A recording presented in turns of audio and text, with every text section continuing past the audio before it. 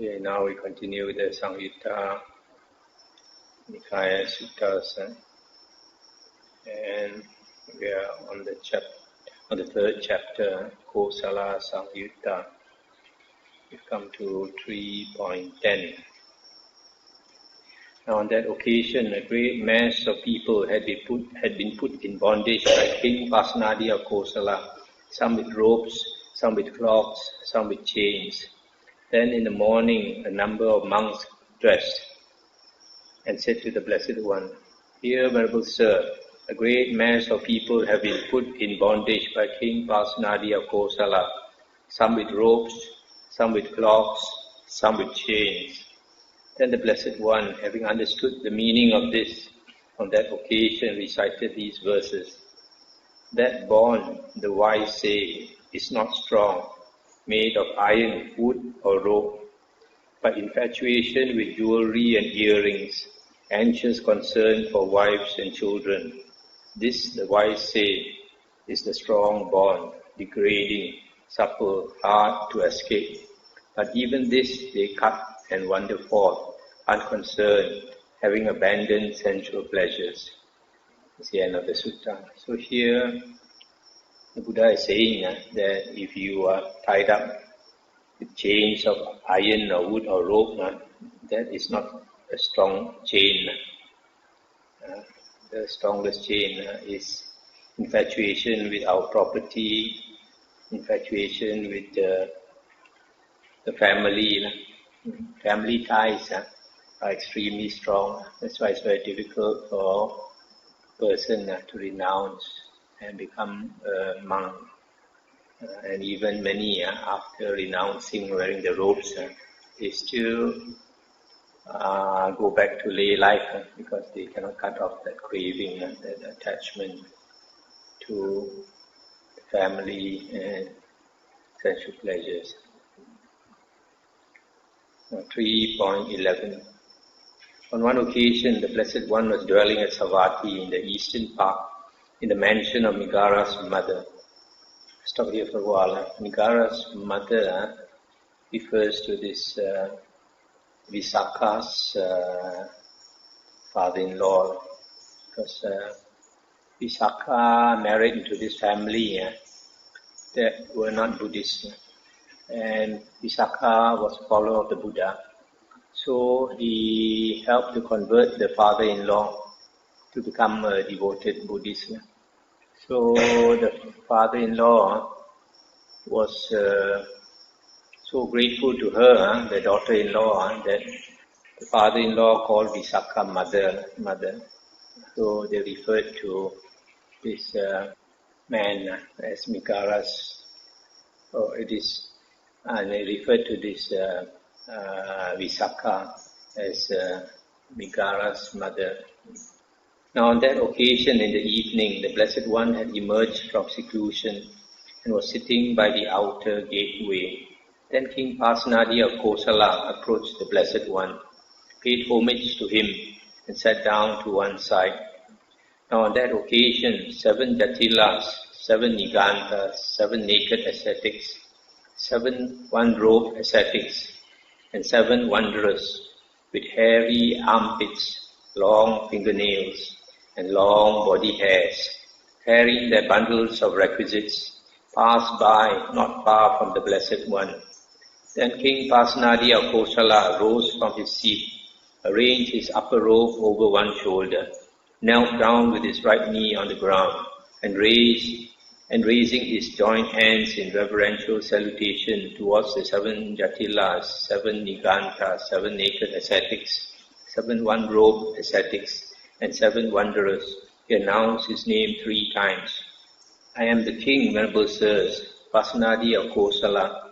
I am the king, Venerable Sirs, Pasenadi of Kosala. I am the king, Venerable Sirs, Pasenadi of Kosala. Let's stop here for a while. You see this King Pasenadi, when he saw all these ascetics go by, he paid respect to them.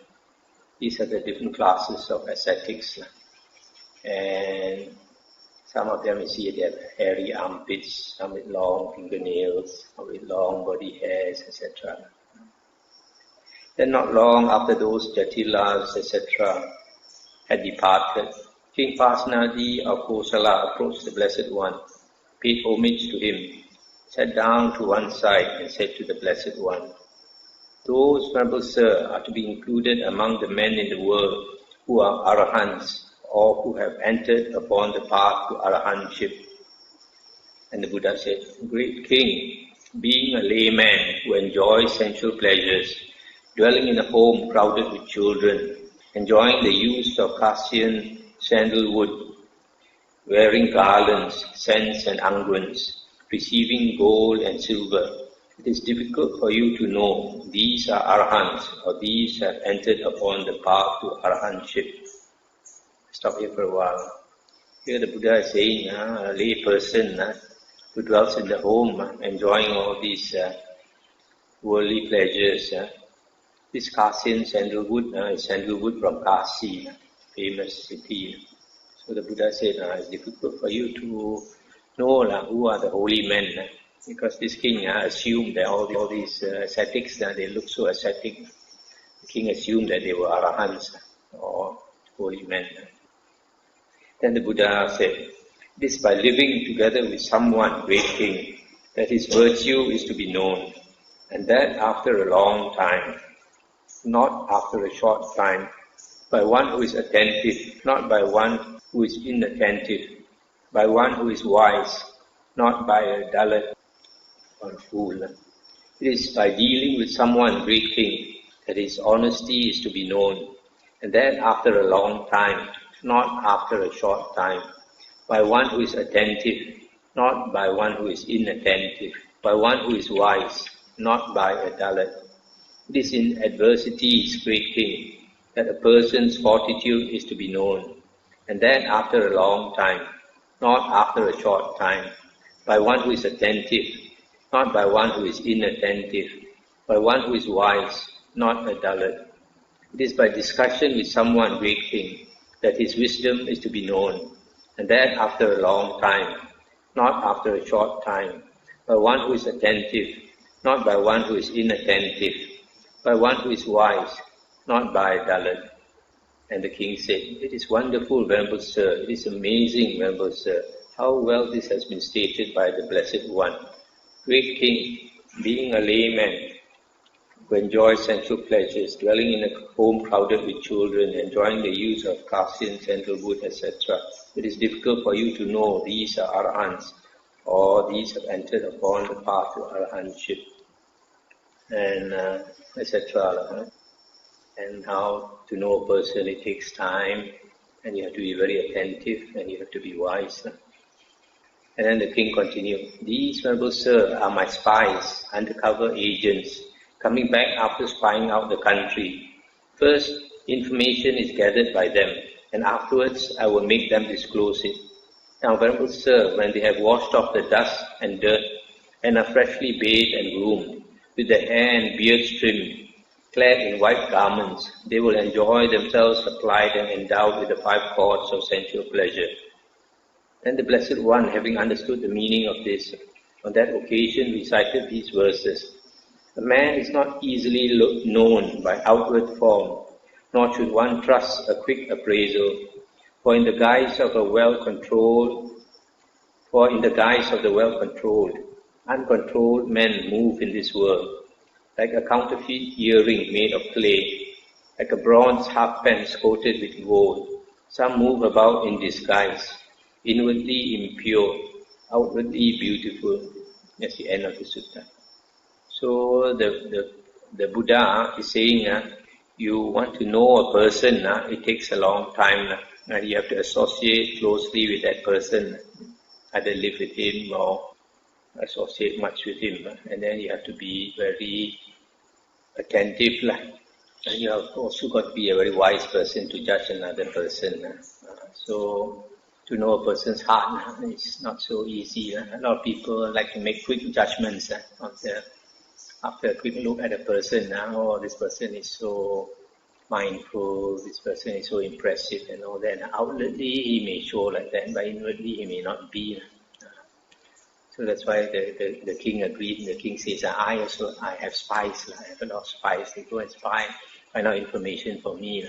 So they pretend to be ordinary citizens. Actually, they come back. They report everything to the king.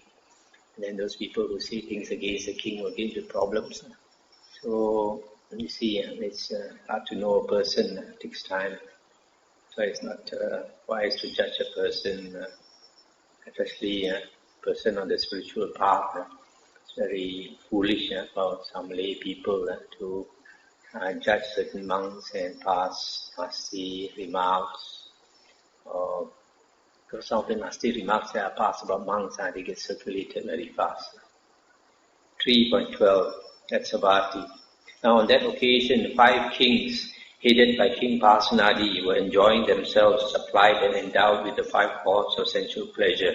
When this conversation arose among them, what is the chief of sensual pleasures? Some among them said, forms are the chief of sensual pleasures. Some said, sounds are the chief. Some odors are the chief. Some tastes are the chief. Some tactile objects are the chief. Let's stop here for a moment. These 5 cords of sensual pleasure are forms, beautiful forms, like men like to see beautiful women like to see handsome men. And sounds, a lot of people like to enjoy music. And odors, nice perfumes, flowers and all that. And some people are caught by taste, can't resist good food. And some tactile objects, touch, including sex and all that. Since those kings were unable to convince one another, King Pasenadi of Kosala said to them, "Come, dear sirs, let us approach the Blessed One and question him about this matter. As the Blessed One answers us, so we should remember it." "All right, dear sir," those kings replied. Then those 5 kings, headed by King Pasenadi, approached the Blessed One, paid homage to him and sat down to one side.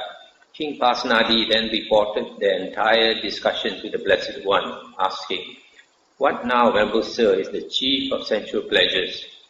And the Buddha said, "Great King, Maharaja, I say that what is chief among the 5 cords of sensual pleasure is determined by whatever is most agreeable.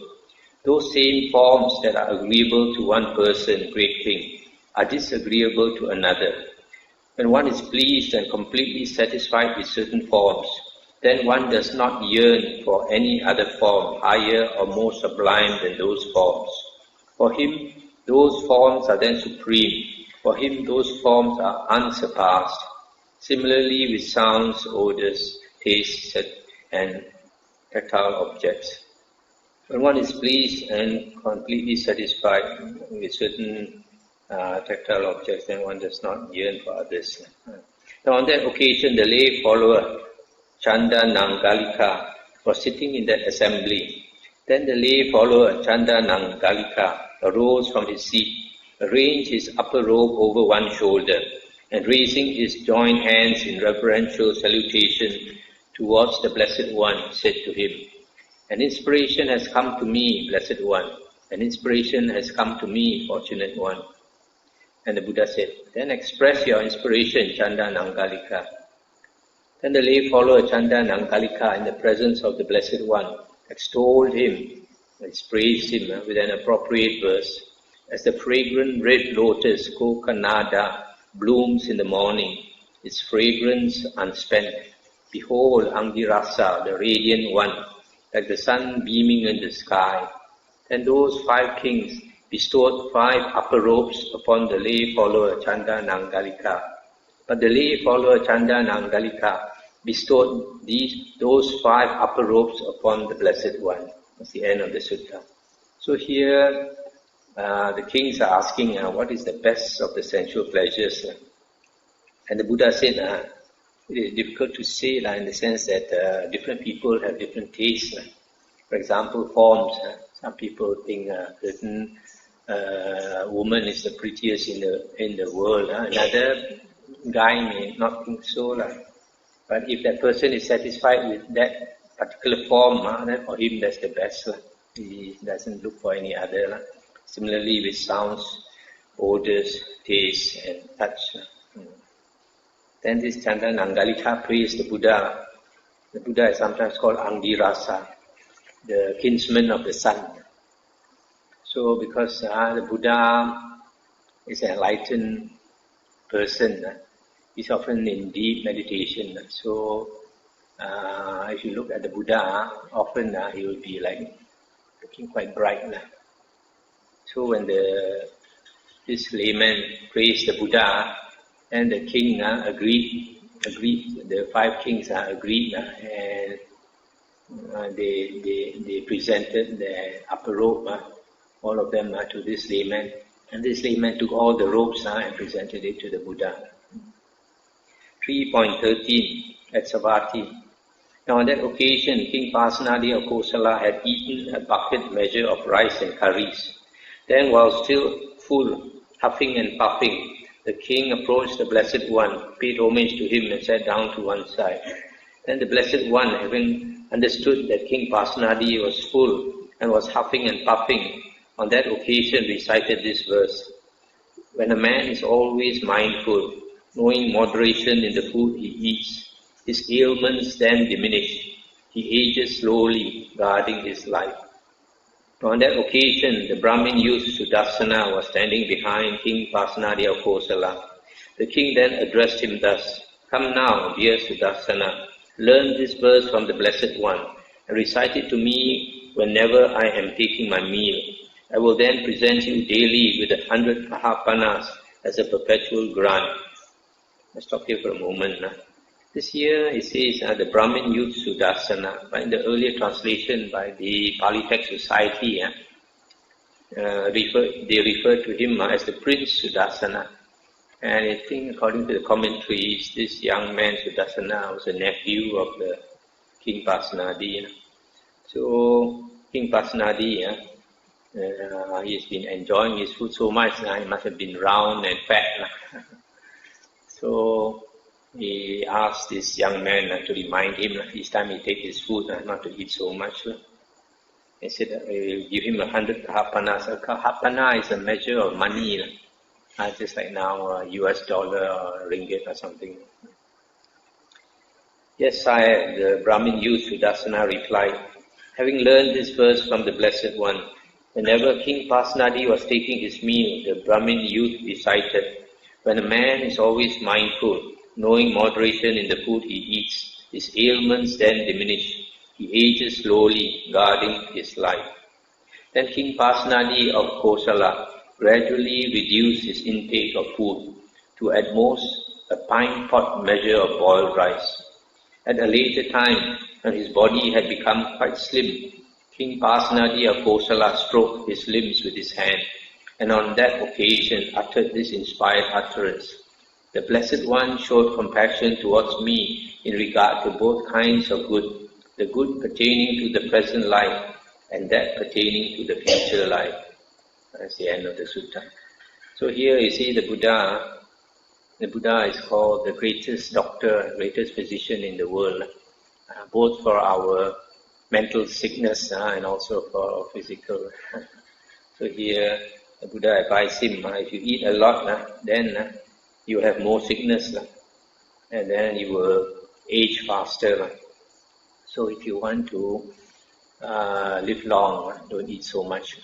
It is exactly what doctors are saying nowadays. If you read health books, they say if you are slim, you are just like either the normal weight or slightly underweight, then you will live to a ripe old age.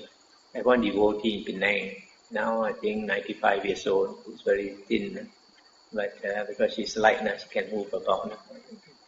When we are fat, it's very difficult to move about. And for example, when you're going up the hill, we go and clean our water reservoir up the hill. It's a 1 hour climb up the hill. So I also notice if I'm slightly, the weight is slightly more, it's more tiring. But nowadays I'm slimmer, I can walk faster, can carry weight, can carry the bag. So the king, Pasenadi, was very grateful to the Buddha. He said the Buddha benefits him this lifetime and also future lifetimes. 3.16 at Savatthi. Then King Pasenadi of Kosala approached the Blessed One, paid homage to him and sat down to one side. Then a certain man approached King Pasenadi and informed him in a whisper, "Sire, Queen Malika has given birth to a daughter." When this was said, King Pasenadi was displeased. Then the Blessed One, having understood that King Pasenadi was displeased, on that occasion recited these verses. "A woman, O Lord of the people, Raja, may turn out better than a man. She may be wise and virtuous, a devoted wife, revering her mother-in-law. The son to whom she gives birth may become a hero, O Lord of the land. The son of such a blessed woman may even rule the realm." That's the end of the sutta. So, in the olden days, men always like to have sons instead of daughters. So when Queen Malika gave birth to a daughter, the king was not too happy. And Buddha made him understand that sometimes a woman may turn out better than a man if she is wise and virtuous, etc. 3.17. At Savatthi, sitting to one side, King Pasenadi of Kosala said to the Blessed One, "Is there, Venerable Sir, one thing which secures both kinds of good, the good pertaining to the present life and that pertaining to the future life?" And the Buddha said, "There is one thing, great king, which secures both kinds of good, the good pertaining to the present life and that pertaining to the future life. But what, Venerable Sir, is that one thing? Diligence, great king. Just as the footprints of all living beings that walk fit into the footprint of the elephant, and the elephant's footprint is declared to be their chief by reason of its size, so diligence is the one thing which secures both kinds of good, the good pertaining to the present life and that pertaining to the future life. For one who desires long life and health, beauty, heaven and noble birth, a variety of lofty delights, falling in succession, the wise praise diligence in doing deeds of merit. The wise person who is diligent secures both kinds of good, the good visible in this very life and the good of the future life. The steadfast one, by attaining the good, is called a person of wisdom. So here the Buddha is giving very good advice that there is one thing that is very important for all of us, diligence, energetic effort.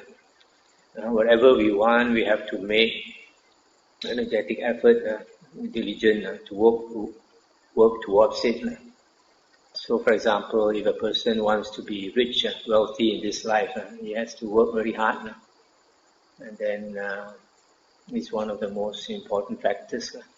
And then if you want to attain spiritual success, also you have to work very hard. In some of the suttas, the Buddha mentions about those monks who are diligent to attain the deathless. They try not to sleep at night. When people are fast asleep, they are working very hard, trying to maintain the practice. So diligence is very, very important. A lot of us, we are overcome by laziness, by sloth and torpor. And this is more so if we are fat. If you eat a lot, every time after a heavy meal, we tend to be drowsy. So some people have a bad habit. Immediately after the meal, they go and sleep. And in the Dhammapada verses, the Buddha likened that person to a pig. Pig after eating a lot will roll in the mud and sleep. 3.18 at Savatthi. Sitting to one side, King Pasenadi of Kosala said to the Blessed One, "Here, Venerable Sir, while I was alone in seclusion, the following reflection arose in my mind. The Dhamma has been well expounded by the Blessed One, and that is for one with good friends, good companions, good comrades, not for one with bad friends, bad companions, bad comrades." And the Buddha said, "So it is, great king, so it is, great king. The Dhamma has been well expounded by me, and that is for one with good friends, good companions, good comrades, not for one with bad friends, bad companions, bad comrades. On one occasion, great king, I was living among the Sakyans, where there is a town of the Sakyans named Nagaraka. Then the monk Ananda approached me, paid homage to me, sat down to one side and said, "Venerable Sir, this is half of the holy life, that is, good friendship, good companionship, good comradeship." And this was said, "Great King," I told the monk Ananda, "not so, Ananda, not so, Ananda. This is the entire holy life, Ananda, that is, good friendship, good companionship, good comradeship. When a monk has a good friend, a good companion, a good comrade, it is to be expected that he will develop and cultivate the Noble Eightfold Path. And how, Ananda, does a monk who has a good friend, good companion, a good comrade, develop and cultivate the Noble Eightfold Path? Here, Ananda, a monk develops right view, which is based upon seclusion, dispassion and cessation, maturing in release. He develops right intention or right thoughts, then right speech, then right action, right livelihood, right effort, right recollection, right concentration, which is based upon seclusion, dispassion and cessation, maturing in release. It is in this way, Ananda, that a monk who has a good friend, a good companion, a good comrade, develops and cultivates the Noble Eightfold Path. Let's stop here for a moment. Here, the Buddha is confirming that good companions are very important. The Buddha says that our friends influence us a lot. If you mix with evil friends, you will tend to follow them and practice evil habits like drinking and womanizing and gambling and all that. But if you mix with good friends, then they will bring you to a good destination. So the Buddha also said that we live an ordinary life, then we are following the path that most people will go to, which is rebirth in the woeful plains. But we need effort to go against the stream of our tendencies. If we listen to the Dhamma, then we know what is good for us, what is not good for us, then we can guide ourselves. And here the Buddha is saying that friends are very important because they can bring us to walk the spiritual path and practice the Noble Eightfold Path. And in the description of the Noble Eightfold Path, you notice that the Buddha always starts with right view. You must always get right view, and otherwise you have not entered upon the Noble Eightfold Path. A lot of people make the mistake of going into meditation first. Going into meditation without studying the suttas, without hearing the Dhamma. And then they are practicing the last path of the Noble Eightfold Path instead of the first path, the first factor. So you have to go in that order as stated in the suttas. And then the Buddha continued. By the following method too, Ananda, it may be understood how the entire holy life is good friendship, good companionship, good comradeship. By relying upon me as a good friend, Ananda, being subject to birth, are freed from birth, being subject to aging, are freed from aging, being subject to illness, are freed from illness, being subject to death, are freed from death, being subject to sorrow, lamentation, pain, displeasure and despair, are freed from sorrow, lamentation, pain, displeasure and despair. By this method, Ananda, it may be understood how the entire holy life is good friendship, good companionship, good comradeship. Therefore, great King, if you train yourself thus, I will be one who has good friends, good companions, good comrades. It is in such a way that you should train yourself. When, great King, you have good friends, good companions, good comrades, you should dwell with one thing for support, diligence in wholesome states. When, great King, you are dwelling diligently with diligence for support, your retinue of harem women will think thus: the king dwells diligently with diligence for support. Come now, let us also dwell diligently with diligence for support. When, great King, you are dwelling diligently with diligence for support, your retinue of Katya vessels, that means the warrior clan, will think thus. Your troops will think thus. Your subjects in town and countryside will think thus. The king dwells diligently with diligence for support. Come now, let us also dwell diligently with diligence for support. When great king, you are dwelling diligently with diligence for support. You yourself will be guarded and protected. Your retinue of harem women will be protected, guarded and protected. Your treasury and storehouse will be guarded and protected. For one who desires lofty riches, following in succession, the wise praise diligence in doing deeds of merit. The wise person who is diligent secures both kinds of good, the good visible in this very life and the good of the future life. The steadfast one, by attaining the good, is called a person of wisdom. That's the end of the sutta. So you see just now, remember Ananda said half of the holy life has to do, that means half of the holy life, success in the holy life, half of it has to do with a good friend, a good teacher. But the Buddha said no, it's the whole of the holy life. That we depend on a good teacher, good person to guide us in the holy path. So in this case, the Buddha is our teacher, because the Buddha has explained the Dhamma so well.